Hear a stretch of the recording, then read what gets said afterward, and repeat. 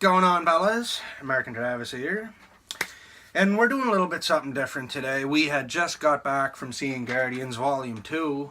We didn't have enough time to review this before we went to go see it, so we said, typically try and review it before, but ran out of time, so we're doing it now. So this is a little something different. We're going to have an open, a different mindset in this, because we have already seen the second one. So, let's get into that. No speculation. So, Guardians of the Galaxy Volume 1 came out in 2014, directed by James Gunn.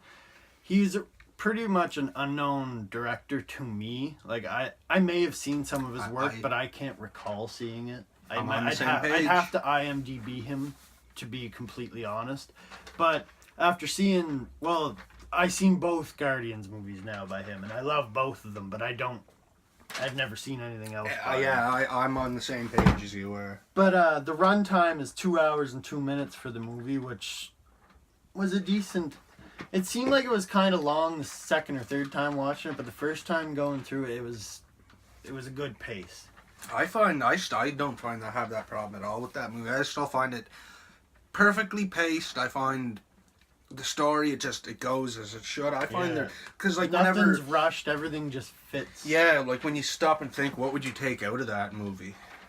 There's not too many scenes you can think of that you say, okay, I'd take that out. There's only one scene, but I'm gonna get into that, and it's not much. There's one thing wrong with this movie, but you can get into the story of it. So basically, the story starts off with Peter Quill. He's Star-Lord, of course, and he's on his home planet of Earth back in 1988, and he gets abducted by somebody. And then we cut to, 35 years in the future? 26, maybe. 26 years in the future? Yeah, I wrote it down. It's 26 years. Basically, the gap from 88 to 2014. That's the gap. So basically, it's just about this... What is he? He's like a scavenger, isn't he?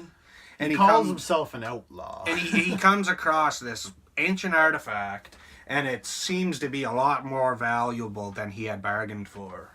Well, I mean, he knew it was valuable, but he didn't realize the scope of the power of it. He just thought it was worth money. He didn't realize it was this... It's literally like a super weapon. Exactly. Basically, the Mad Titan Thanos sends one of his minions after them to retrieve this orb. And that's the basic story. It's your basic superhero movie. 5 space outlaws come across a treasure. They're trying to sell it. No one will buy it. And now they're trying to keep it from badder guys. That's how the story starts. And then as it progresses, they go from these outlaws to actually these Guardians of the Galaxy. There you go. And that was one thing. I found the CGI in that movie, whenever I first seen it, I thought it was smashing. Whenever I first seen Rocket Raccoon talking, I didn't think you could make something look as good as that did. That's same, here with my cinematography, everything in that movie was beautiful, basically. From the angles to the CGI to just everything. But there was one moment, and it's at the opening of the film, and it's nothing even really major, but it's when he does that slow-mo jump to the ship. It just looks so fake, and it just doesn't look like it belonged in that movie. It looked wrong to me. And then right after that, when the ship's free falling and he's free falling in the ship, something about that scene just felt off to me. When he grabs the thing and makes it go back up, just something about that scene just seemed off to me. But that is one of the only scenes in the movie that even bothered me. And both scenes are right after each other, so it's not like one of the Wolverine movies where it's happening fucking tight out. Yeah. Another thing that I gotta say about this movie is that I gotta give Chris Pratt all the compliments, all the anything. He deserves it. This guy used to be a chubby little fucker. He got fit for this movie, and he's even more fit in the second one. Yeah, he used to weigh at least 200. Now he weighs 200, but it's instead of fat, it's all muscle. Yeah, he's jacked and he's funny. Yeah, he's not just one of them sexy fellas. He's he is a comedian. He's a good actor. He's a very likable presence. Yeah, and another thing, I don't know. Would the soundtrack be classified as cinematography? 'Cause this is one of the first movies we reviewed where the soundtrack was just brilliant. Part of the movie. And I wanted to bring that up, but I don't know if that belongs in the cinematography or not. I'm not sure. I don't know. Maybe a soundtrack should be its own category from now on. But the soundtrack on this movie was on point. I like the soundtrack in the first movie a lot more than I did in the second movie. I agree with that too, 100%. Now, I do my top 3 and worst 3 scenes of the movie, and I already told you the one part of the movie I didn't like, so I basically just picked my 5 top scenes in the movie. I don't know if you wanna... Of the first one? Yeah, of the first one. Any scene with Yondu in it, the guy makes me laugh. The actor, he was the guy on Walking Dead. Yeah, he just makes me laugh. Every scene that he's in, I can consider that one of my favorite scenes in the movie. Well, the whole jail sequence, like from them going to jail and Star-Lord like sneaking through the doors when he sees the guard listening to the Walkman, everywhere from that to Groot pulling the battery out when he wasn't supposed to, all the way to them escaping with the top of the tower when they blow it off. I love that whole sequence. Yeah, me too. And that's where you get introduced to Drax. Yeah.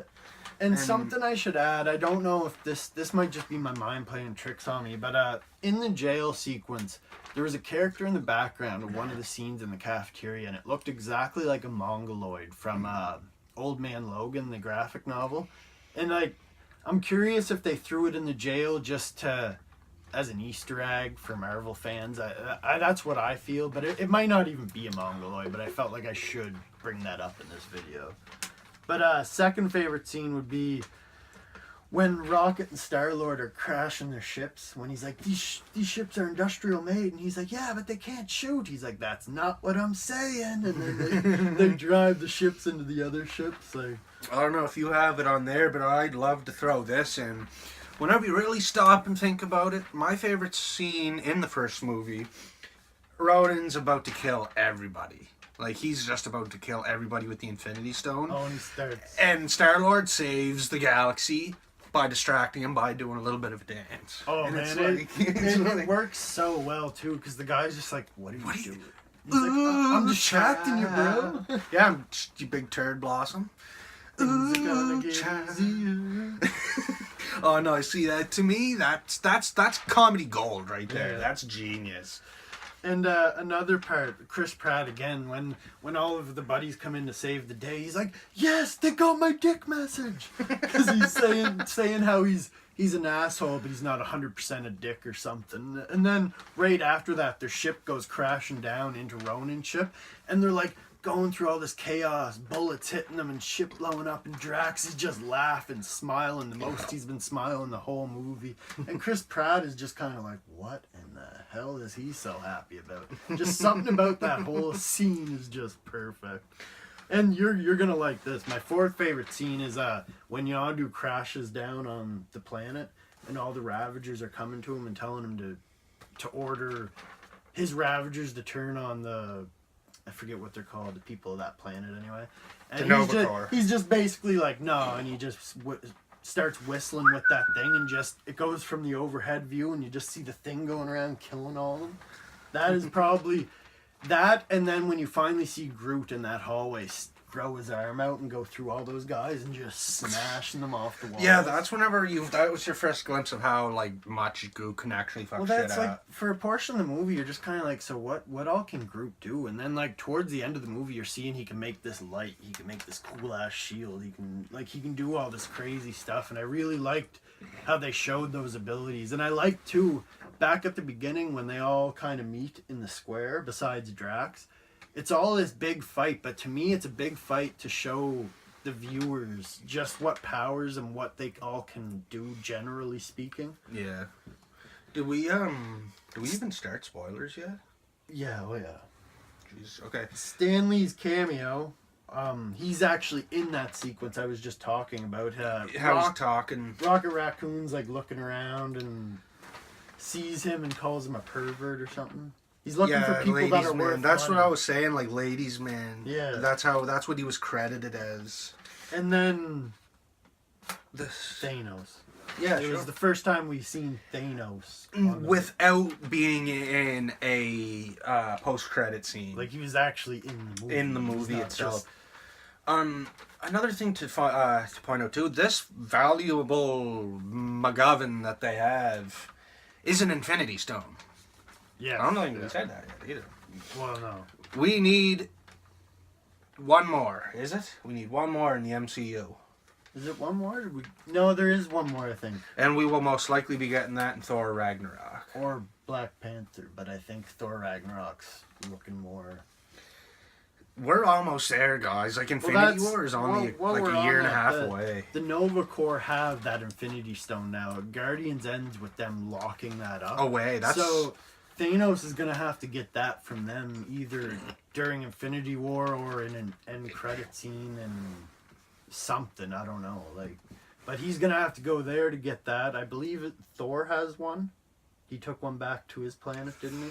At the end of Avengers, he took off. Did he take the Tesseract back? I'm pretty sure he did. I'd have to. So one of the Infinity Stones are in Odin's vault then. Yeah, I believe so. And then the other one, Doctor Strange has. And Vision has one. Oh my guys, Infinity War is like a year away, and but this stone, the Infinity Stone in this movie, Guardians of the Galaxy, you brung it up to me, and I've been pondering it, and seeing these Celestials in the second movie is making me even ponder it even more. But Galactus, like, will he come? Will Fox and Marvel make a deal? Will Galactus come, and will he have anything to do with that purple stone, or is that just fans theorizing about whatever? It could be because the Power Stone in the comics was supposed to be the red one, and they changed it to the purple one for that specific reason. And Galactus he has purple suit. Well, that's basically the only reason. That's So like, I wonder if that's but I mean, the reason. Thanos could be like, all right, and create a Galactus and give him the stone to fight the Avengers or something. Like, there's definitely something they can do there if Fox doesn't own the rights. I don't really know how the rights are on Galactus, With Galactus, but they might be able to work out a trade. Like, they'll be able to do it. This is Infinity War we're talking. It didn't come out yet. People can panic. They can get excited. But the movie's not here yet, and we'll just have to wait and see what happens. and the post-credit scene for Guardians 1 was Howard the Duck, basically. Him and the Collector. And they managed to fit him into the sequel as well, which is just a Easter egg on its own. But, yeah, what did you rate the movie? I will give that movie... It's so hard because I didn't actually write... This is just off the top of my head, but I'll give that the same thing as I gave the Volume 2. I'll give it a 7.5. I give it an 8 out of 10. It's... The movie, I loved it, and it was brilliant. The story was amazing, but there was just... Like, Drax in this movie, Dave Bautista's acting, I don't know, something about him and John C. Reilly's acting bothered me, and it kind of took away from a few scenes. But, and even the CGI in one scene bothered me. But besides that, the movie was pretty much, like, brilliant. And the story was original, and even when this came out in theaters, I didn't want to go see it because I was scared. I didn't know nothing about Guardians of the Galaxy. I didn't want to go spend $20 on a ticket and popcorn for a movie I knew nothing about. I didn't go see it in the theaters. I didn't either. And then probably half a year after it came out on Blu-ray, my buddy's talking about it and telling me how great of a movie it is. And I didn't believe him, and he loaned it to me, and I had it for like a week. And then he convinced me to watch it, and I put it in, and I loved it. I watched it again. Yeah, we are now Guardians of the Galaxy fans. Like, that's probably Guardians Volume 2 is probably one of my favorite Marvel movies I've seen. It was one of the more funner Marvel movies I've ever seen. It was don't go into this movie expecting, like, oh, this is going to tie right into, like, we are going to be exactly on it. No, the second one more so is just a fun, standalone movie. Yeah. Like, the first one ties in more to the universe than the second one does. By far. Yeah, for sure. I think that's just about it. But yeah, that's all I got to say. If that's the case, guys, yeah, we're all done for now. But it's a great movie. Go buy it on Blu-ray. If you don't have Blu-ray, go get it on DVD. And it's on Netflix, so watch it on there. Oh, there you go. But anyways, take it easy, guys. Have a good day, fellas.